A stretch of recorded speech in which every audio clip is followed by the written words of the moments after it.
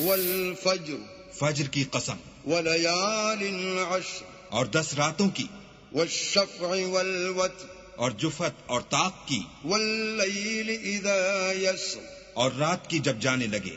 هل في ذلك قسم لذي حجر اور بے شک یہ چیزیں عقل مندوں کے نزدیک قسم کھانے کے لائق ہیں کہ کافروں کو ضرور عذاب ہوگا. ألم تر كيف فعل ربك بعاد کیا تم نے نہیں دیکھا کہ تمہارے پروردگار نے عاد کے ساتھ کیا کیا؟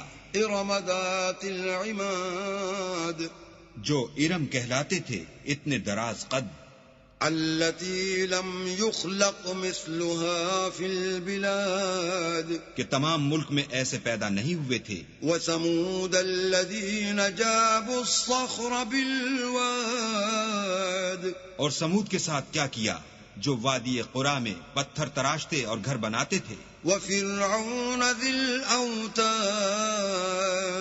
اور فرعون کے ساتھ کیا کیا جو خیمے اور میخیں رکھتا تھا. الذين طغوا في البلاد یہ لوگ ملکوں میں سرکش ہو رہے تھے فأكثروا فيها الفساد اور ان میں بہت سی خرابیاں کرتے تھے. فصب عليهم ربك سوط عذاب تو تمہارے پروردگار نے ان پر عذاب کا کوڑا نازل کیا. إن ربك لبالمرصاد بے شک تمہارا پروردگار طاق میں ہے.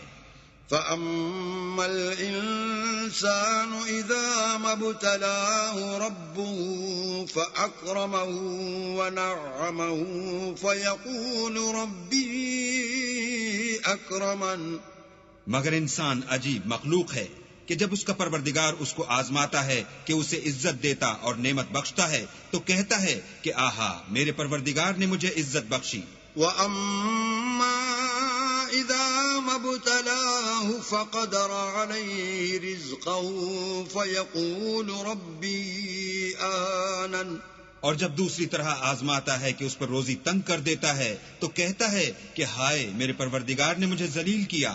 كلا بل لا تكرمون اليتيم نہیں بلکہ تم لوگ یتیم کی خاطر نہیں کرتے. ولا تحاضون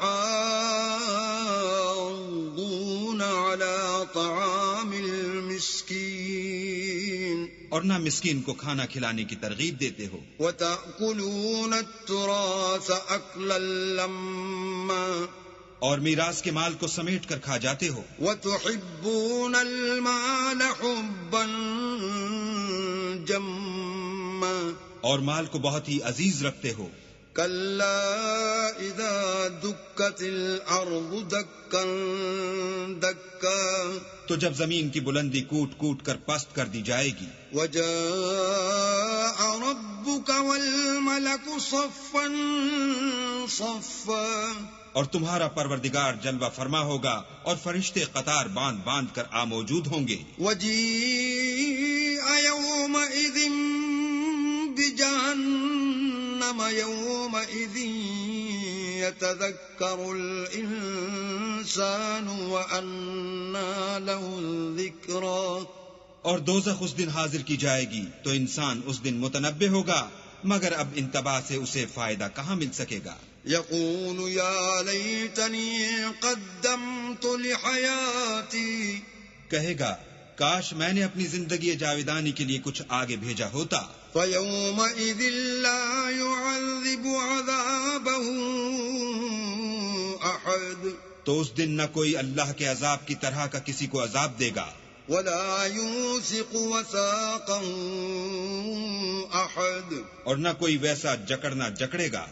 يا أيتها النفس المطمئنة اے اطمینان پانے والی روح، ارجعي إلى ربك راضية مرضية اپنے پروردگار کی طرف لوٹ چل، تو اس سے راضی وہ تجھ سے راضی. فادخلي في عبادي تو میرے ممتاز بندوں میں شامل ہو جا وادخلي جنتي اور میری بہشت میں داخل ہو جا.